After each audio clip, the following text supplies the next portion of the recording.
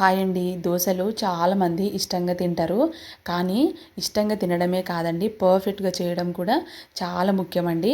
ఎలా చేయాలి అసలు మంచి కలర్‌తో అనేది చూపిస్తానండి. చూడండి, చాలా బాగుంటుంది ఈ దోస.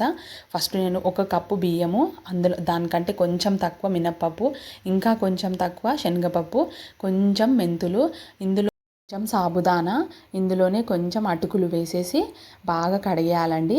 కడిగిన తర్వాత ఒక 8 లేకపోతే 4-5 గంటలు బాగా నానాలండి.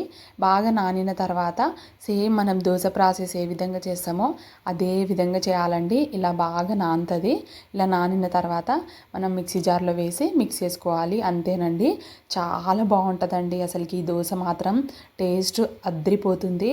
మీరు ఎప్పుడు చేస్తుంటారండి. చాలామంది దోశ కలర్ రావడానికి రైస్ వేస్తారు, అలా ఏమి వేయాల్సిన అవసరం లేదండి. చూసారు కదా, దోశ చాలా బాగుంటుందండి. టేస్ట్ మాత్రం వేరే లెవెల్ ఉంటుంది. ఇంకా నేను మార్నింగే ఇంకా దోశ చేస్తున్నా కాబట్టి ఇక చట్నీ కూడా పట్టేశానండి. చట్నీ అయిపోగానే మీరు చూడండి, దోశ వేస్తే నేను చాలా బాగా వస్తుందండి. అసలు పర్ఫెక్ట్గా వస్తుంది దోశలు మాత్రం. అసలు కష్టపడాల్సిన అవసరమే లేదు. మంచి రంగు రుచి అంటారు కదండి, అంత బాగుంటుంది అసలు.